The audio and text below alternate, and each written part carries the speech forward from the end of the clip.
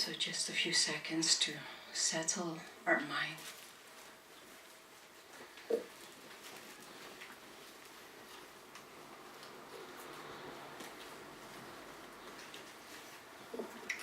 And let's go ahead and set our motivation.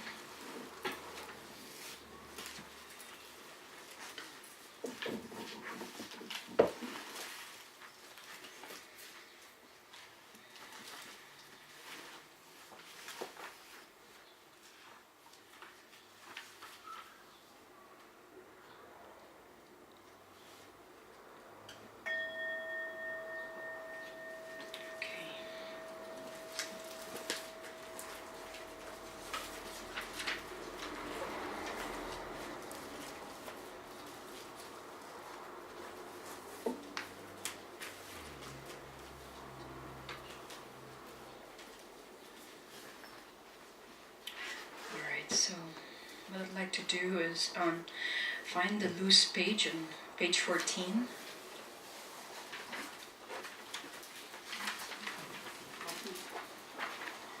Does everybody have that? Yes. Okay, great. Okay, just 1 second.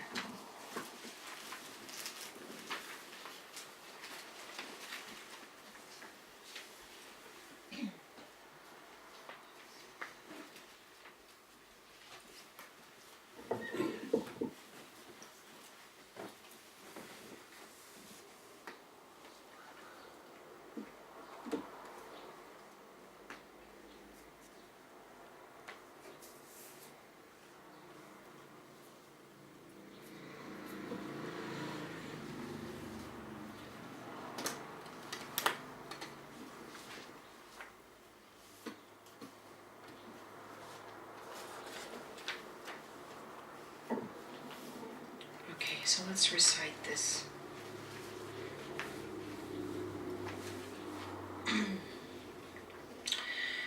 I go for refuge to the Buddha, the supreme amongst humans. Please be my teacher to free me from the sufferings of samsara and the unfortunate realms. I go for refuge to the Dharma, the supreme one amongst of all those free from desire. Please be my real refuge to free me from the sufferings of samsara and the lower realms. I go for refuge to the Sangha, the supreme of amongst all communities. Please be my spiritual compassions to free me from the sufferings of samsara and the unfortunate realms. And on page 1,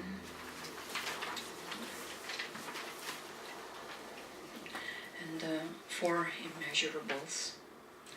May all Mother Sentient beings, boundless of the sky, have happiness and the causes of happiness. May they be liberated from suffering and the causes of suffering. May they never be separated from the happiness that is free from sorrow. May they rest in equanimity, free from attachment and aversion. Reverently, I prostrate with my body, speech, and mind, and present clouds of every offering, actual and mentally transformed. I confess all my destructive actions, accumulated since beginningless time, and rejoice in the virtues of all holy and ordinary beings. Please remain until cyclic existence ends, and turn the wheel of Dharma for sentient beings. I dedicate all the virtues of myself and others to the great awakening. We offer the mandala. This ground, anointed with perfume, flowers strewn, Mount Meru, 4 lands, sun and moon, imagined as a Buddha land and offered to you. May all beings enjoy this pure land. The objects of attachments, aversion and ignorance, friends, enemies and strangers, my body, wealth and enjoyments, I offer these without any sense of loss. Please accept them with pleasure and inspire me and others to be free from 3 poisonous attitudes. Idam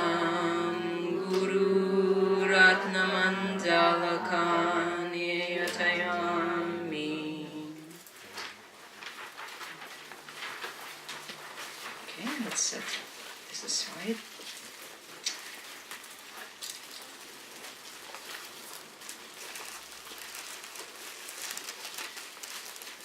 Okay, so we are possibly going to finish our taking refuge study and probably for others review.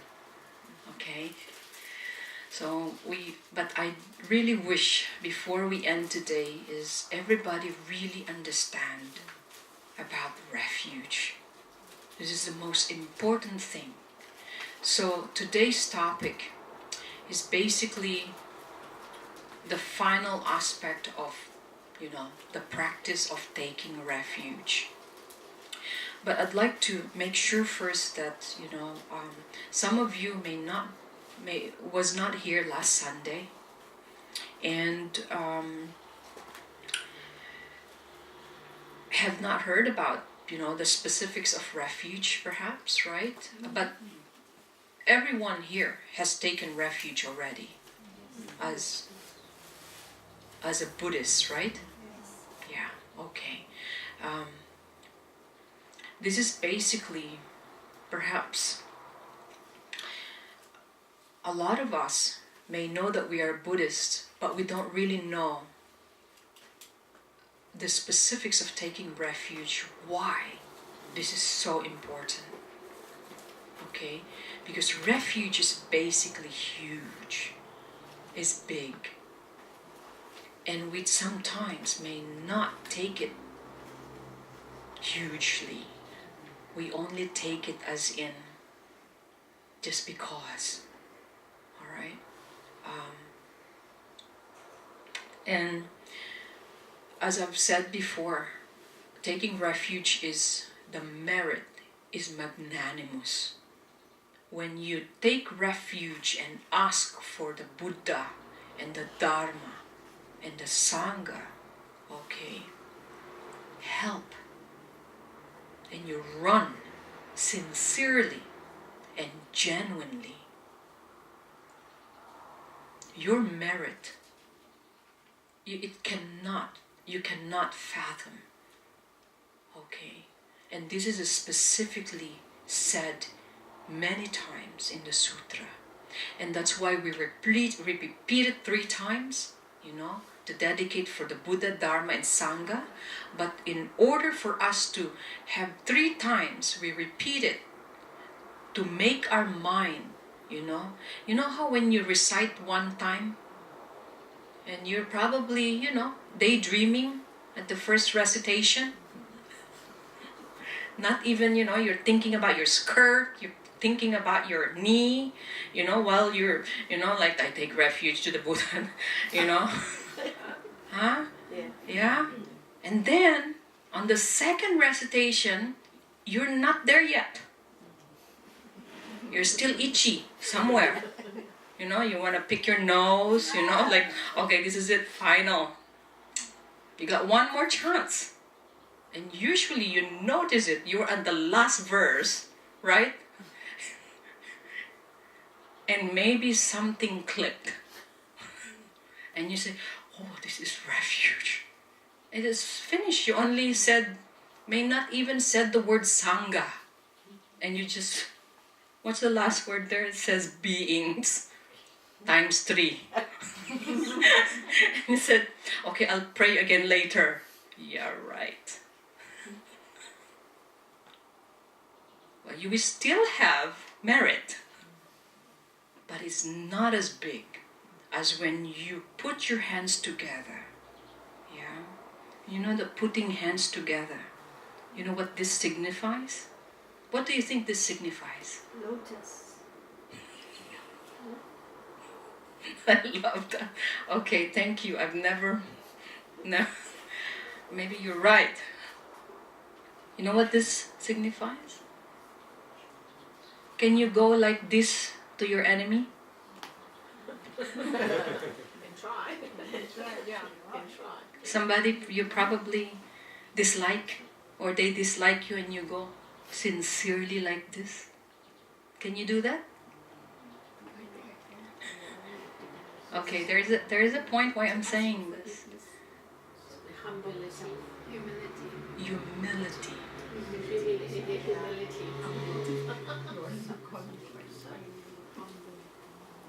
This is because you feel lower, below anything. Meaning below, not above. Yeah? The reason why I said enemy is when you can do like this and you pray that may Buddhas, Bodhisattvas, may you bless my enemy. And people, anyone who hates me. Once you do this,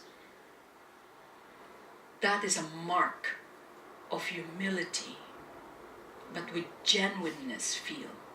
Because you will never go like this to someone unless you have been practicing as a faker, a professional one. But you know that the genuine people in their heart, they can never go like this if they don't feel like it. It's because this is so powerful. Just put your hand together. You cannot fake this thing. Can you fake it? You go to your enemy and you go, I'm gonna fake it now. I don't think so. You cannot even do it. Because this is a mark, okay, of humility. This is so genuine. Yeah. Yeah.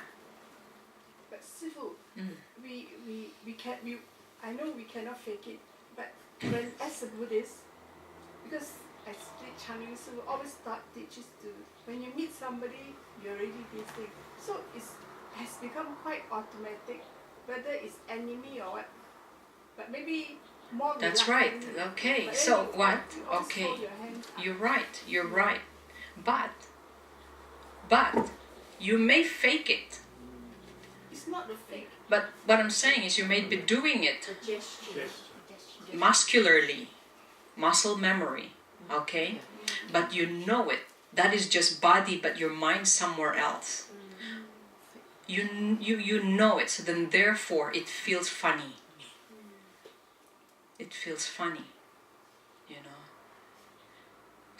But when you see someone you really want to go like this to, it feels so good. That I agree. Yeah. So then therefore you know when it's not right. Again, this is in the mind. This is the reality of being true to your actions. Doesn't matter. But this, I am just directly talking to you. It's not about others. Okay? So this, every Dharma, and I'd like to everybody to please, when you're receiving Dharma teachings, okay, think about you know. It's not about others, what they think. Because first you have to learn first about, yeah, okay. I know we are concerned with others, okay, but others is not you. But so when someone is going like this, even if you know it is untrue, that is not your business. And that is also not your karma. You understand? Yeah, this is very, very important. No, we realize this. We have trouble with other people's, how they react. But we never really say, you know what? What about me? Yeah? Yeah. Yeah. This is when you are now gathering strengths and learning Buddha Dharma. It is not about others. It is about you, yourself, your own ego, not anybody's ego. So then therefore, I'd like us, just for today, you see where you're sitting? You see how much space you have? Have a look. Have a look, Yogan. Look at your bag. Okay, so that's your perimeter, right? I need a bit space. Okay. Okay. Go to the camera. Okay, I'd like you to just be aware, Yeah. all right? In every time, okay, you watch where your perimeter, your perimeter, Boundaries. okay? Well, no, I'm not talking about boundaries, okay? But again, your boundaries means you're gonna put a fence on you, like a Great Wall of China or Trump's wall, okay? I'm not talking about that. Like a mark, right? Okay. So, think that when you study the Dharma, you do not look beyond that line. It is just about here. So whatever the other person does, okay, you do not mind. You care, but you do not mind. So can I explain the care and the mind? Okay? Yeah. And so with this is basically you, the line. So then you practice. If you move forward, that is my line. Move forward, right line. Don't start what? Taking over everybody's space. You know?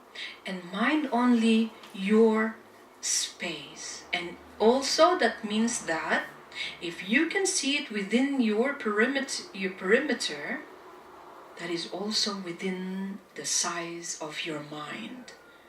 You don't mind others, no matter what they do, unless they're gonna bomb us. Okay? Unless they're gonna make something silly which will hurt others. Especially them. If they hurt themselves, which is very like, like about to back up on a stair. You know they're gonna fall. Okay, then you're gonna go do something. But if they're just, whatever they're doing, let them do whatever they do.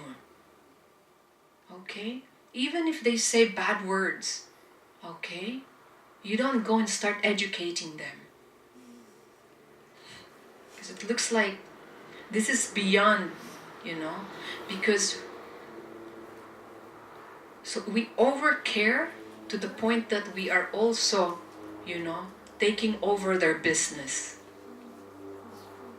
And the truth is you just see and say, look at that. She must be very, very angry. Or maybe she has no idea what she's doing. Maybe I go home and pray for her. Or pray for her right there. Yeah? So if it's something that complicated, sure, I don't want to get involved. But if it's something very straightforward, like there's a big chocolate cake on the table, 10 people is coming to share the cake, and then this one person doesn't know and can't helping herself with a huge half a cake, then and what do you think? Then I will have to say something, just not say you are greedy, no, not like that. But What are you say gonna that, say? I just said that there's still a lot of people haven't eaten the cake or something like that. I don't know. I still have to say something like that. Something that is straightforward and simple. Why not let her enjoy it? And you just say, wow, Maybe she needs it. may she be happy with that. Yeah. Let her be happy. So- Get you another cake. Well, if you're the only one and there are many people. I know, but that's what you think, right? Yeah. Yeah. But you don't know also why she took that cake, because maybe she has lots of kids to share the cake with. Then, But also, when I said something, it made her think as well. That I would think you about think it. so? No. It's all right.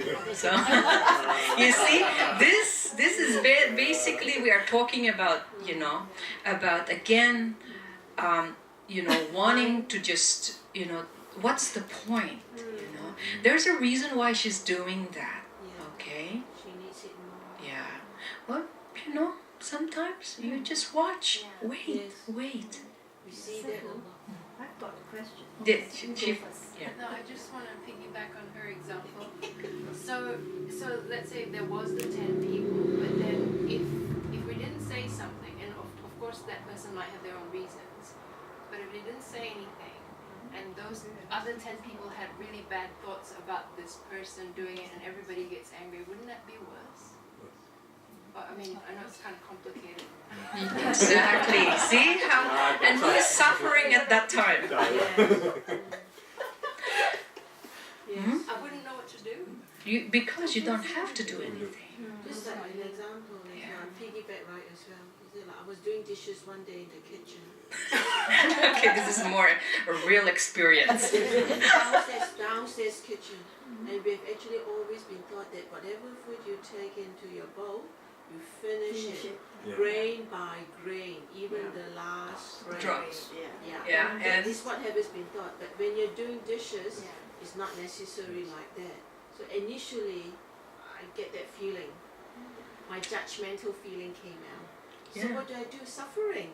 Yeah, exactly. Suffering. Because you have, remember, this is a practice, clearly a practice of distinction. When we have distinction, and the word should, they should act like this, they should do this, I should do this, it's got to be like this, it's got to be that. What happens? Yeah. Then you know you are already suffering.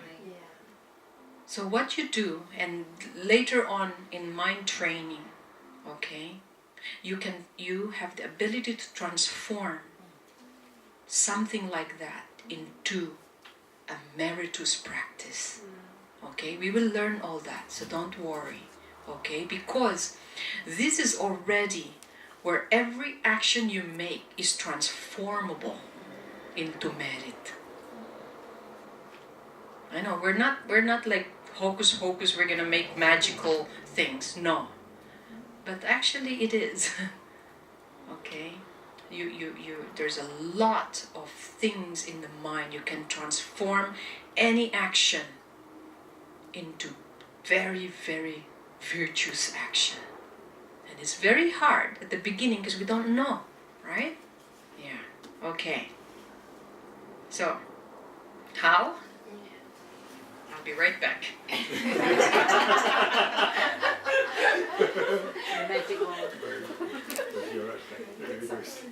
I'll be back. I think I like my It's full. I like my office and my everything. Okay. The reason why is I'm not getting enough internet connection, so I'm gonna have to have a mobile. Okay. So this is a quick thing. You know, everybody knows about this already. That's why I'm letting loose of our structure today, because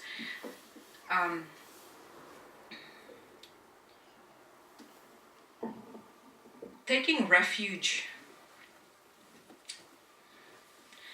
I would say this, I'd like you to really take it seriously, because this is the root. It's like a powerhouse of every practice you make. Okay, so I'm gonna open up. There are two things I've said. Yes, one section or one category for the last week, right? We talked about what? The individual practice, because there's two practices in taking refuge. One is the individual practice, what you need to know about refuge, right? And today you're going to learn what? The common practices, and mostly it is the advantages and the benefits of refuge. Okay? Okay, so just a quick overview for people who actually was not here, but you know, you can take notes from others. Okay, but I'd like to refresh everyone. So the individual practices is, you know that the Buddha is our ultimate teacher, right? So for individual practice, we need to what? We make sure that we only take refuge to the Buddha, to one tradition. Okay? Are we all clear about that? Yeah. And we all know the reason if you do not. Okay? You know, you have different refuge, then what happens? You lose the potency. Okay? Because then the danger is that you will lose your refuge to the Buddha. Okay, so we stick in one tradition. And so, and the participative practice is to respect any kind of images of the image of the Buddha, right? We don't walk over them. We don't want to put them on the floor, even how tiny they are. Okay, look, this size. Because we only think about the big one. Alright? And then you do not go and purchase so many Buddhas that you cannot really have time and you don't have place to put them. Okay? Or if not, they collect dust. Okay? So be careful with that. It's good to just have one or two in your altar. Doesn't need, because there's so many Buddhas emanations and different, levels, if you just want one and wish for one, you have to have Shakyamuni Buddha. And that is the representation of all, of all the Buddhas. Okay? Alright. So, we should be careful not to buy more images, right? And so with pictures. And we talk about having a tattoo. Buddha tattoo. Okay, and we are clear about that, right? Yeah. Now, if in case your daughter or your son have, like Avalokiteshvara right here, or even the word Om. Yeah? This is very popular. It's the Om. The sign, the symbol, the Tibetan Om. If you see this on the floor, okay, or you have to pick it up and educate someone. I went to a beauty shop, like the spa kind of shampoo, lotion, and they have an Om, and basically it was just covered with, and because they have no idea what that is, again, because of ignorance, no? And so I went to you said, I said, this is sacred, the word Om, and the print. This has to be higher than any of your stock. and then they're like, really? I said, yes. I said, oh, and they are all like, like dusted, full of dust, and it's basically like put in a junk pile, and I said, is there any way you can just put it, if you want to sell it or whatever, because they printed the label. It is an Om label, okay, and also there are Om Ah. There's a symbol Ah. And then there's the symbol Hum. These are sacred, okay? So, again, and sometimes they have like Buddha's figures, whatever, because it's catchy. It's a trend now. It's like a fashion, right?